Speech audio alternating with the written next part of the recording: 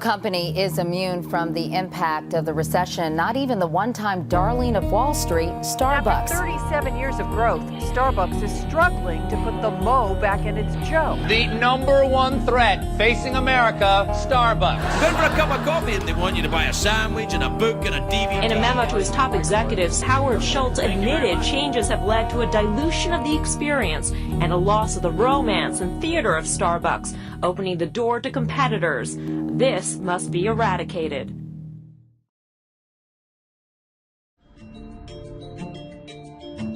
Did I ever imagine that we would one day have stores in 65 countries serving almost 80 million customers a week? No. Growing up in Brooklyn in the projects in the early 60s, what I would loosely describe as the other side of the tracks, provides a deep sense of understanding that there's a world out there that's very, very different than the world that is inside where we grew up. And I wanted to be part of that world. When I finished school, I got hired by a great company, and that was Xerox. And I worked there for a number of years, but I just didn't feel I belonged in a very structured environment. So I left Xerox and I went to work for a large Swedish company that was starting a U.S. consumer division. In a very roundabout way, they had a customer in Seattle, Washington called Starbucks.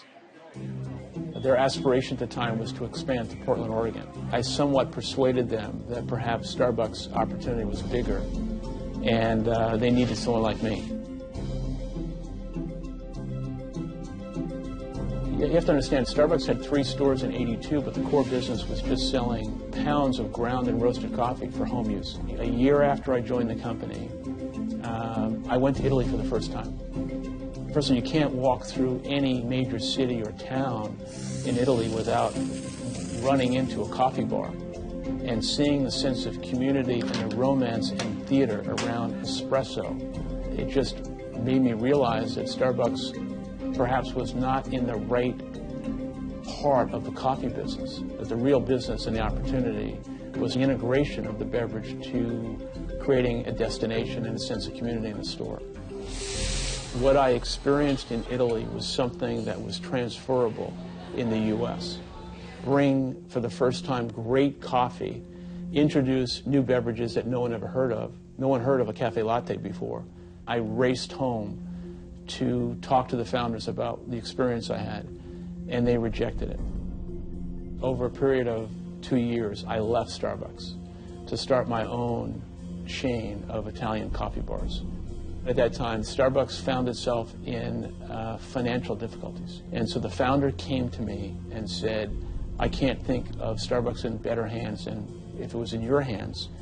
I realize you don't have the money. I'll give you X amount of time to try and find it. I was able to buy Starbucks in August of '87. They had 6 stores at the time for $3.8 million. I didn't, at that point, have an understanding that coffee would one day become part of the culture or the zeitgeist in ways that I couldn't possibly understand or predict. I think we realized early on that what we had to do is everything had to prove itself in the cup. The ability to source and roast the highest quality Arabica beans in the world gave us the platform to do things that would define and build an industry that did not exist. Many people at the time were convinced Starbucks was too strong, and we had to educate the market and the customer about, no, this is what coffee should taste like. And there you have it.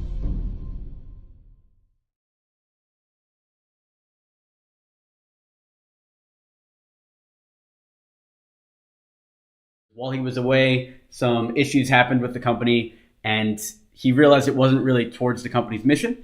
And this book, Onward, is all about his mindset and what happened when he came back to Starbucks after not being the CEO for all that time. So these are 3 rules from Howard Schultz, Onward. Let's jump into it.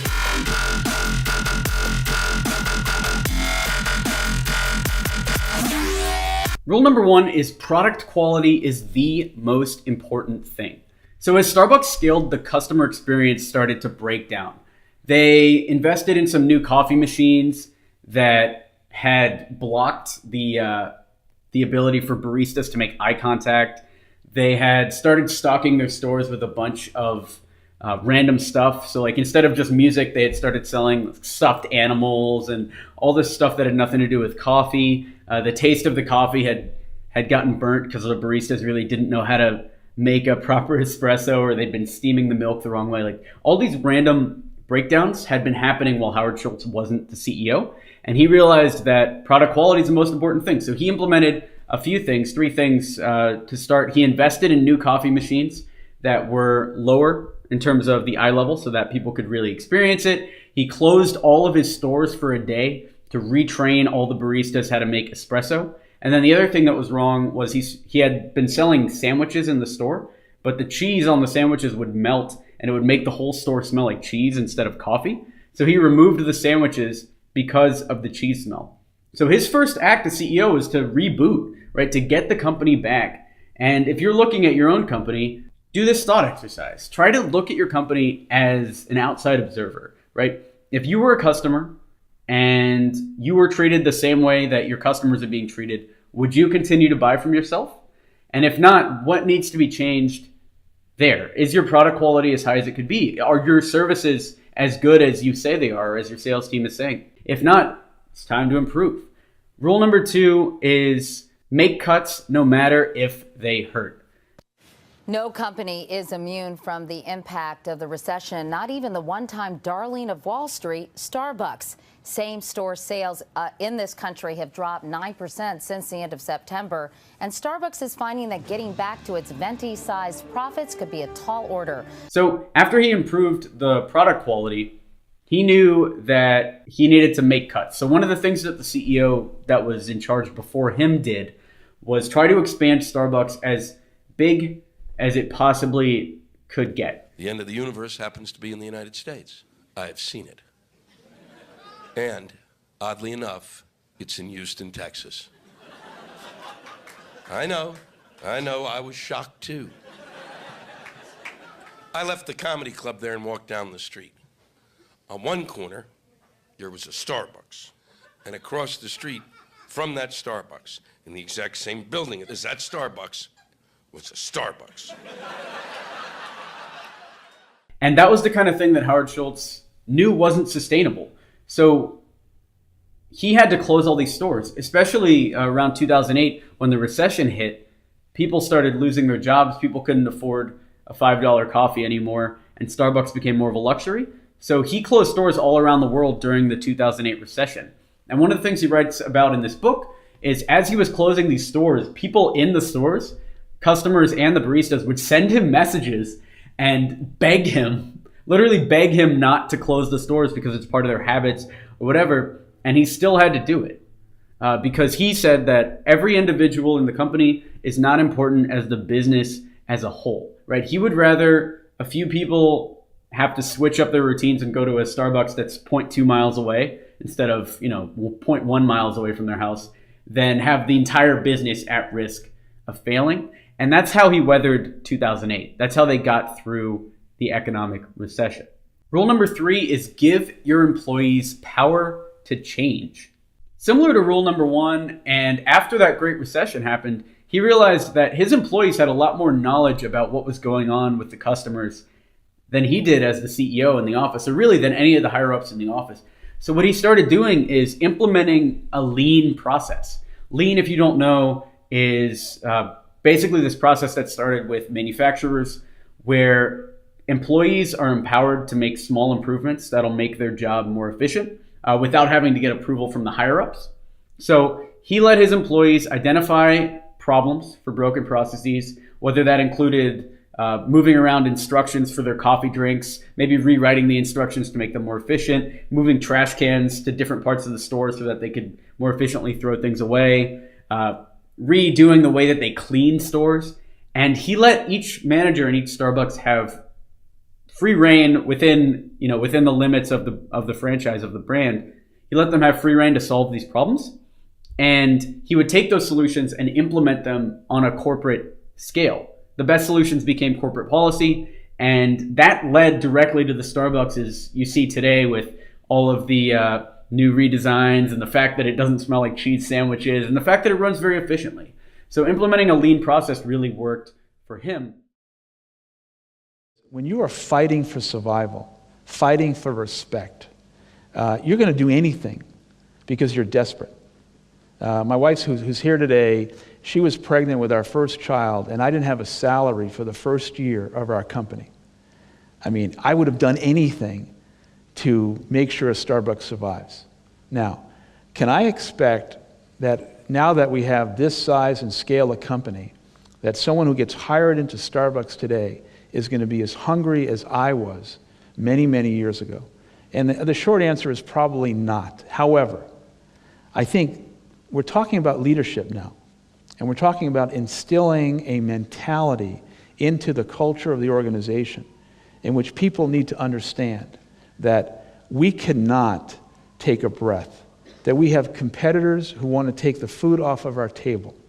We have an economy in which there's 8% unemployment here, 9% unemployment in the US, and Starbucks Coffee Company is not something you have to have. It is a discretionary purchase. And so the mentality that you need in a business today, Starbucks or otherwise, to build sustainable success and enduring success is you have to eradicate the human behavior of relaxing, the human behavior of feeling like we have won. And what I have said in the last 2 years of Starbucks is there's no celebration, there's no victory lap. We haven't done squat. And I feel as if people need to understand that success is not an entitlement. It has to be earned and earned every day. And I also will say it's up to the leaders of a company to instill that mentality and imprint that behavior.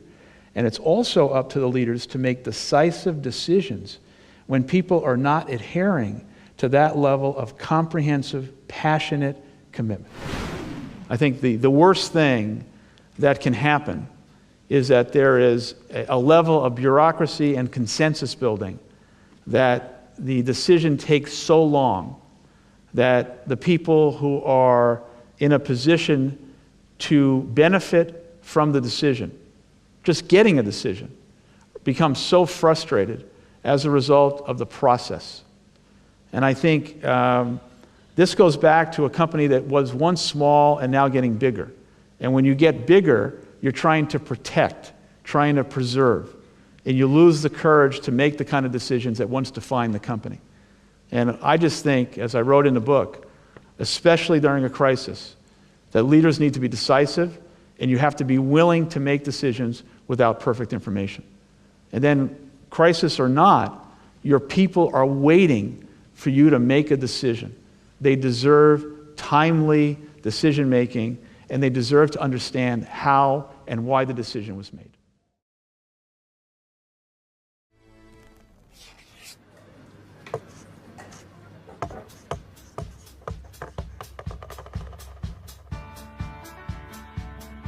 It's sort of our special place because this is where we used to go for our dates. We've been together for almost 23 years, and Starbucks is a huge part of that. People are welcoming and it's kind of nurturing. It's not just a cup of coffee, it's an atmosphere. It's memories, it's just conversation, it's about relationships. Starbucks is kind of like a second home.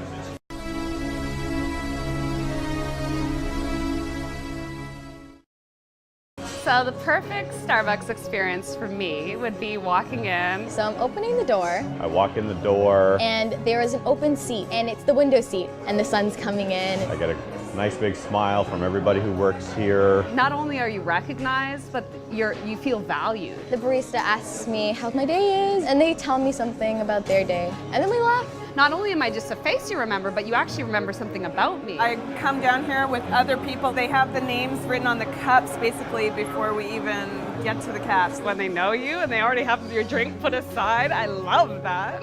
You feel pretty special, like, you know, somebody crowned you queen for the day or something, right? You get that perfect first sip. This is just the way I like it. When I leave, the barista says, "Bye, Milan."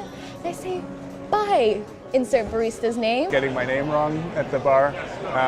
My name's Dave, it's a pretty generic name. I think for me, its biggest thing, which is the most difficult thing, is just to treat every customer like they're so special. I may be your 100th customer, but you're my first barista.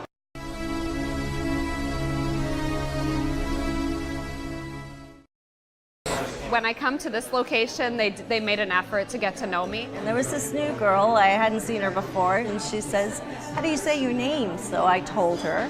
The next day I came in, she greeted me by name, and so I thought it was a really special touch. They love working here, I love coming here. It's a really nice feeling to feel that connection. I say valuable, like I matter. When I walk in, it's like they know me. But one of the baristas was there, and I observed this old guy came in, and she asked him where his wife was. What she didn't know was the wife had passed away, and he started to tear up.